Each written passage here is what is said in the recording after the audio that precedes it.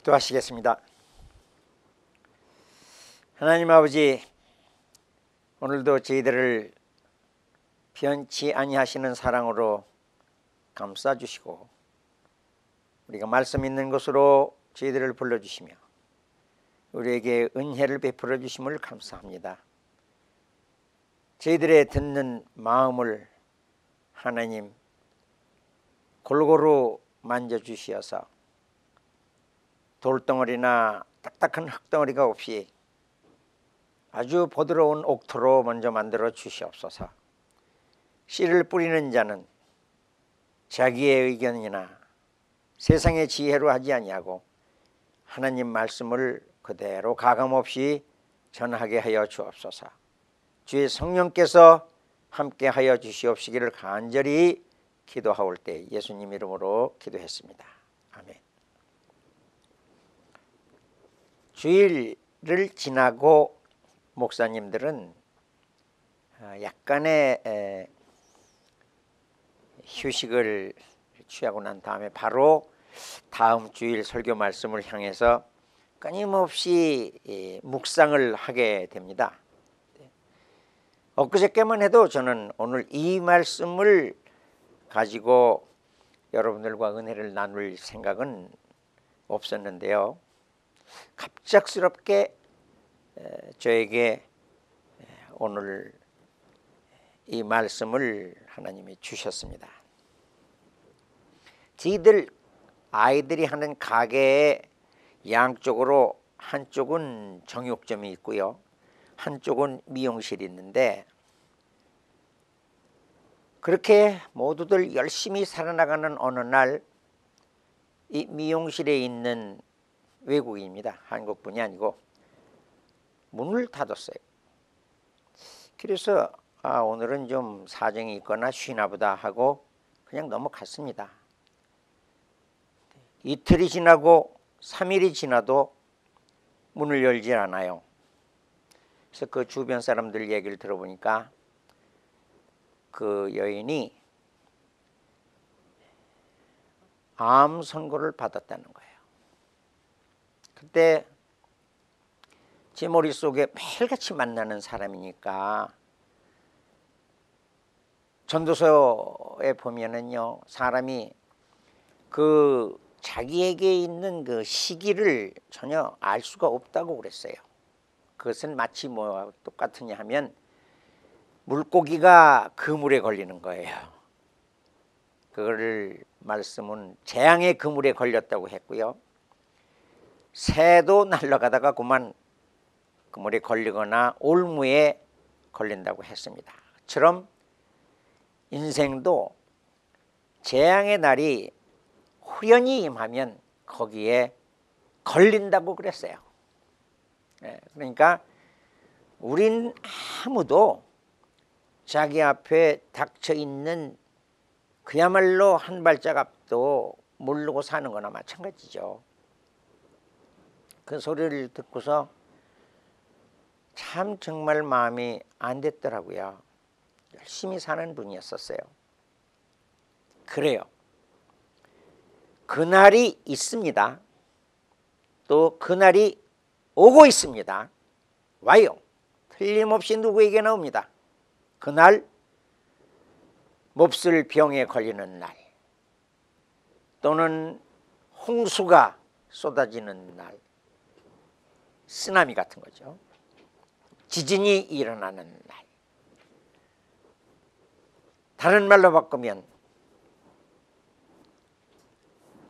우리가 죽는 날이라고 할 수도 있고 심판날이라고 할 수도 있고 주님이 오시는 재림의 날로 성경은 말씀을 하는 거죠.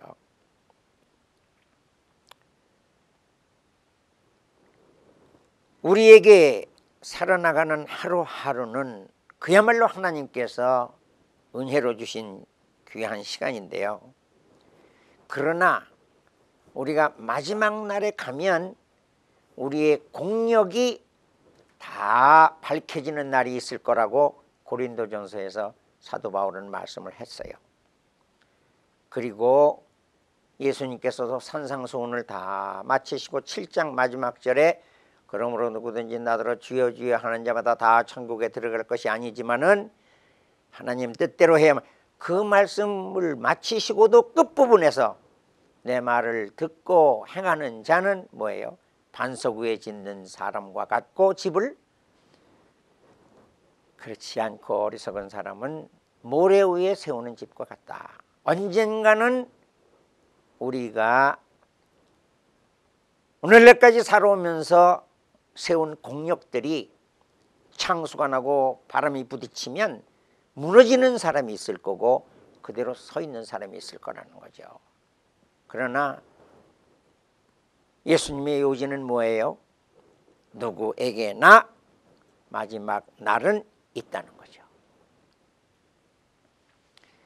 그 말씀이 아주 이 말라기에 가서 보면요, 아주 명확하게 나옵니다. 그러면 오늘 말씀을 보시겠습니다. 말라기, 구약의 맨 마지막 책이죠. 여러분들 찾기 쉬우실 거예요. 구약의 맨 마지막 장, 그러니까 마태복음 바로 직전에 말라기가 있습니다. 말라기에서도 마지막 장, 여기를 펴 놓으신 채로 말씀을 같이 상고하시게 될 겁니다. 말라기 3장 17절을 가서 보시겠습니다. 만군의 여호와가 이르노라, 나는 내가 정한 날에 그들을 나의 특별한 소유로 삼을 것이요. 거기 보니까 하나님께서 나의 정한 날이라는 말씀이 있어요. 4장 1절로 넘어갑니다. 만군의 여호와가 이르노라, 보라, 극렬한 풀무불 같은 날이 이르리니, 개역성경에는 용광로 불 같은 날이 있다고 말씀을 했습니다. 그때에 모든 악한 일을 행한 사람들은 다 그만 지푸라기처럼 다 없어질 것이다 말씀을 했어요. 아까 말씀드린 대로 고린도전서 3장에 가서 보시면 여러분들은 그 책을 그대로 말라기를 펴놓으신 대로 그냥 계시면 되시겠습니다. 고린도전서 3장 13절로부터 제가 말씀을 올리겠습니다. 만일 12절입니다. 만일 누구든지 금이나 은이나 보석이나 나무나 풀이나 지프로 아주 현명하게 그 자료가 대조가 되는데요. 금이나 은이나 보석으로 지은 사람이 있고요. 또 풀이나 짚이나 나무로, 이것이 나중에 다 불로 심판을 할 때에 각각 자기의 공력, 여기는 공적이라는 말이 자기가 무슨 지범, 그러니까 뭐 내가 뭐 아시죠? 뭐 크게 이루어 놓은 거, 그거를 얘기하는 것이 아니라 영어 성경을 보면 그냥 워크예요. 일한 거예요. 예. 자기가 오늘까지 일한 것이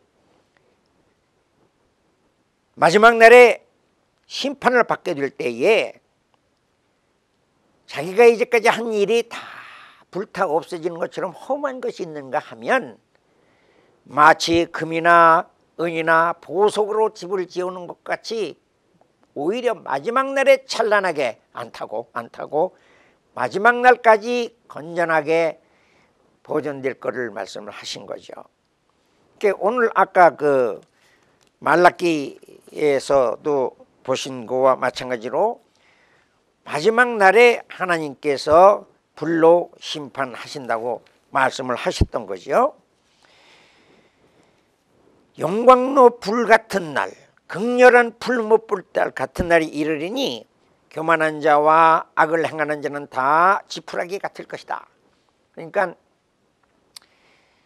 이 세상에서 뭐 어떤 그 세상적으로 누구든지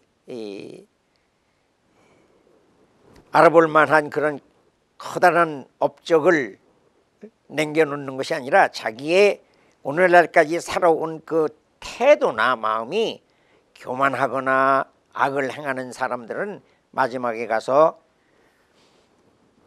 하나님의 심판에 의해서 멸절당한다는 뜻이죠. 4장 3절에도 또 가서 보시면 말씀이 있어요. 또 너희가 악인을 밟을 것이니 그들이 내가 정한 날에 너희에게 발바닥같이 밟히리라.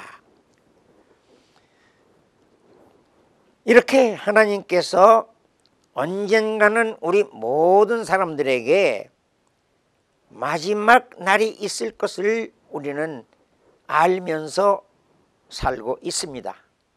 그렇지만 전도서에서 말씀하신 것처럼 그날을 모르죠. 마치 없는 것처럼 살아나가요. 나에게는 그런 일이 일어날 것 같지, 그런 날이 올 것 같지 않도록 그런 마음을 가지고 오늘도 살고 있어요. 그런 걸 하나님께서 내려다보실 적에 오늘 우리에게 말씀을 전해주시는 거죠. 저도 그분 아직도 널 젊어요. 그런데 그만 암 선고를 받고 난 다음에는 그냥 문을 닫고 일절 나오질 않더라고요.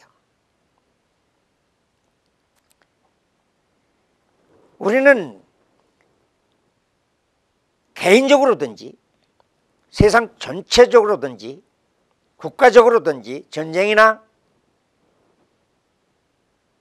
홍수나 기타 자연재해로 말미암아 언젠가 우리의 공적이, 우리의 한 일이 하나님 아버지 앞에서 마지막으로 드러나게 되는 날이 있을 겁니다. 그런데 다만 우리 인생을 하나님께서 그렇게 정해놓으신 것이 아니라 4장 4절서부터 우리에게 희망의 메시지가 있어요. 같이 보십니다. 너희는 내가 호렙에서 온 이스라엘을 위하여 내 종 모세에게 명령한 법 곧 율례와 법도를 기억하라. 이 말씀이에요. 내가 너희에게 준 율례와 법도를 기억하라 이 말. 보라, 여호와의 크고 두려운 날이 이르기 전에, 이 말씀의 은혜가 되는 거예요. 크고 두려운 날, 불문불 같은 뜨거운 날, 홍수가 치는 날, 비바람이 치는 날, 내가 죽음에 직면하는 날이 오기 전에, 오늘 제목 말씀이 여기서 나옵니다. 두려운 날이 이르기 전에, 그날이 이르기 전에. 그런데 거기에 뭐라고 말씀을 하셨느냐 하면 선지자 엘리야를 너에게 보내리니 그가 아버지의 마음을 자녀에게로 돌이키게 하고 자녀들의 마음을 그들의 아버지에게로 돌이키게 하리라 말씀을 하셨어요. 이 말씀을 들으실 적에 탁 생각나는 분이 있으실 거예요. 그분은 정말 은혜 받으신 분이죠. 아버지의 마음을 아들에게로, 자녀들에게로, 그리고 자녀들은 또 그들의 마음을 감동시켜서 아버지에게로 이렇게 향하게 해주시는 사명을 띠고 난 사람이 누구냐? 세례 요한이에요. 자, 우리 누가복음 1장으로 갑니다. 누가복음이에요.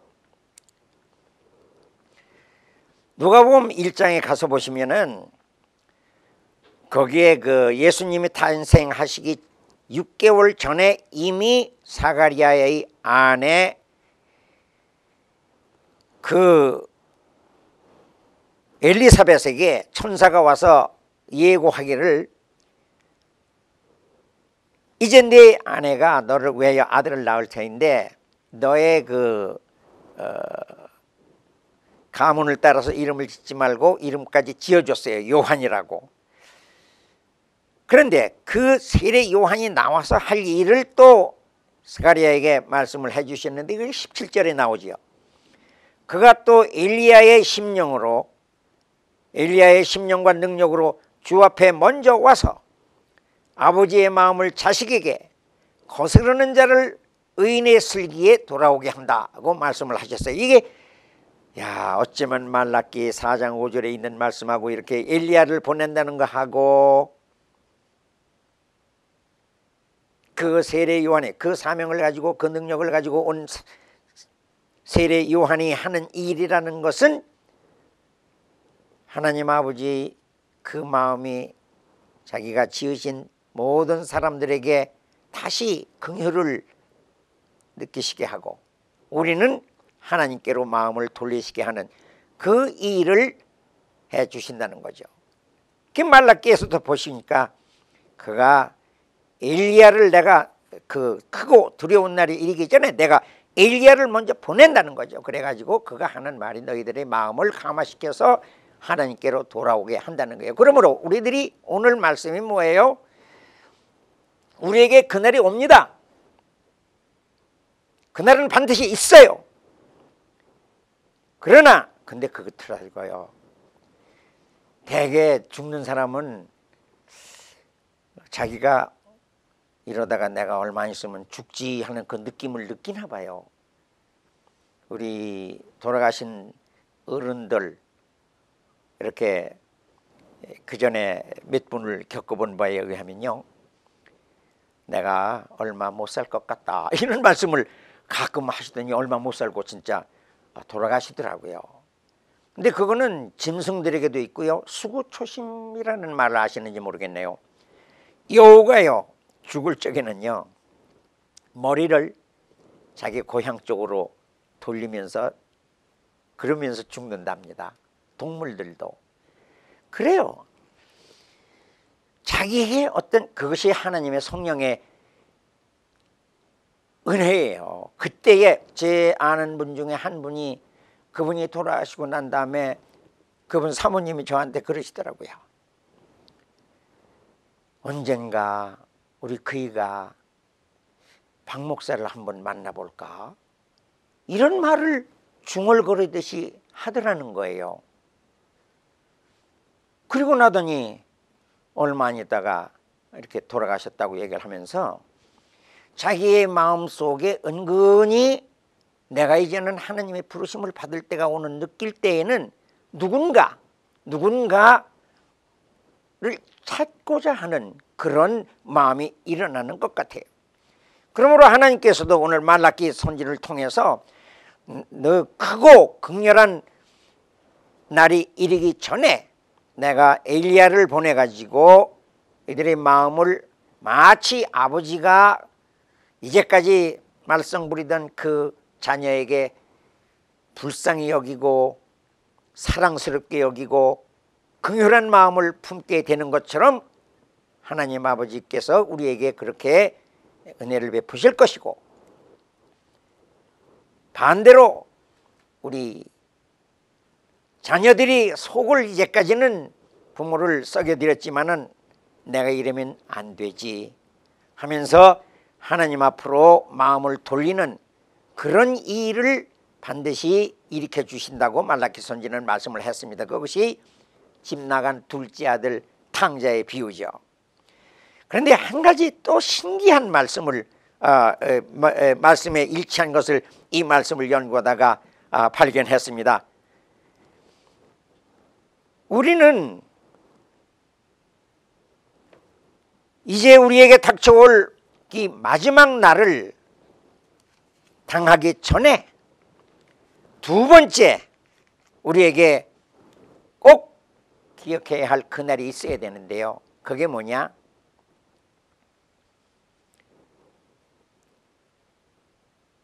시편 32편에서 말씀을 했습니다. 허물의 사함을 받고 자신의 죄를 가려진 자는 복이 있도다. 마음에 간사함이 없고 여호와께 정죄를 당하지 아니하는 자는 복이 있도다. 내가 주께 내 죄를 아뢰고 내 죄악을 숨기지 아니하였더니 곧 주께서 내 죄악을 사하였나이다. 셀라. 이로 말미암아 모든 경건한 자는 주를 만날 기회를 타서, 그래요, 아까 말씀드린 대로 자기 마음속에 죄악이 있는 것을 혼자 갈등하던 나머지 내가 이러면 안 되지, 하나님 아버지 앞에서 내 죄를 토설한다고 그랬어요. 성경에 보면 다 말씀을 드리면 그때가 주께서 나를 찾아오시는 그 날이지요. 이 날이 있어야 돼요. 우리가 재앙을 만나는 그날이 오기 전에 주님을 만나는, 주를 만나는 기회를 얻어야 돼요. 이 날이 우리에게 더 복되고 이 날을 반드시 경험해야 된다는 거죠. 그런데 놀라운 게 있어요. 6절에 시편 32편 6절에 보니까 이로 말미암아 모든 경건한 자는 주를 만날 기회를 타서, 너희 죄를 깨달을 때, 다른 번역에는 그렇게 되어 있어요. 주를 만난 기회를 타서 주께 기도할지라. 진실로 홍수가 범람할지라도 그에게 미치지 못하리로다. 아까는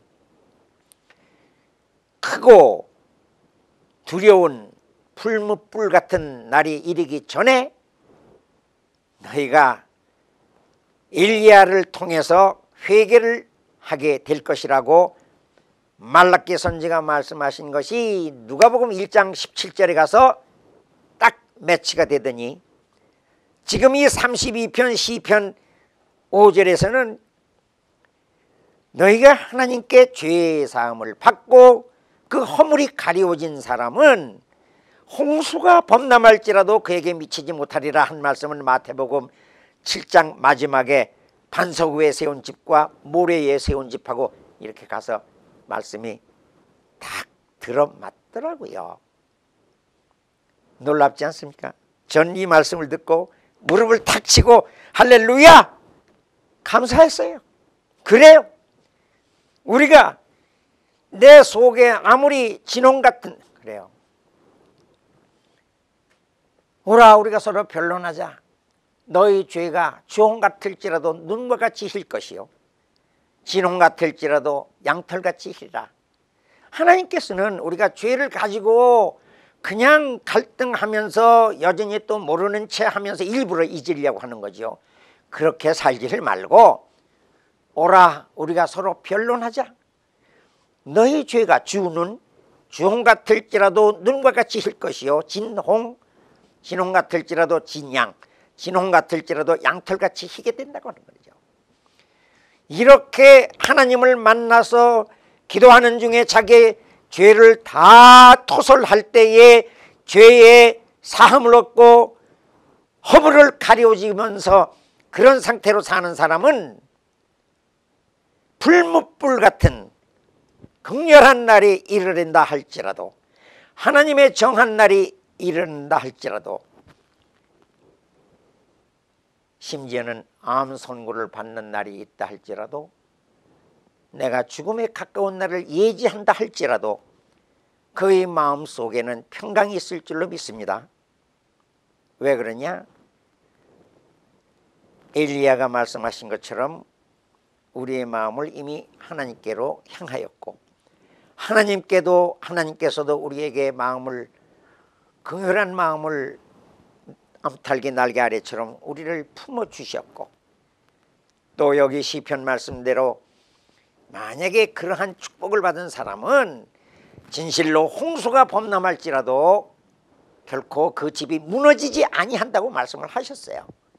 그때 우리는 오늘까지 살아오는 나의 모든 행동들과 삶이 보석으로, 금으로, 은으로 지은 집처럼 이 다음에 하늘나라에서 찬란하게, 그렇게 찬란하게 빛나게 되는 삶을 살게 될 줄로 믿습니다.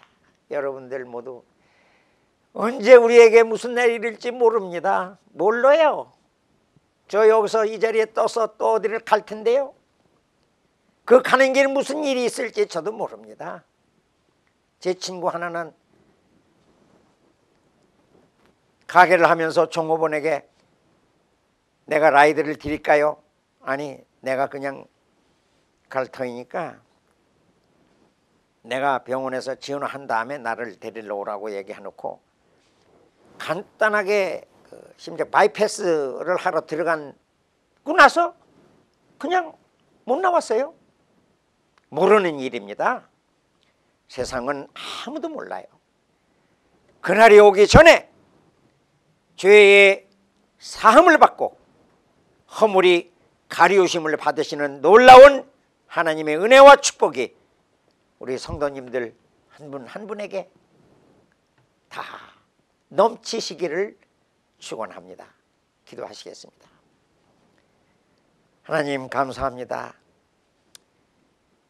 이 우준하고 미련한 것들에게 하나님 오늘 귀한 말씀을 주셔서 이제는 내가 그날이 오기 전에 매일매일 하루하루를 하나님 아버지 앞에 죄를 해결하며 사함을 받고 기쁨으로 잠자리에 들게 하여 주옵소서. 예수님 이름으로 기도했습니다. 아멘.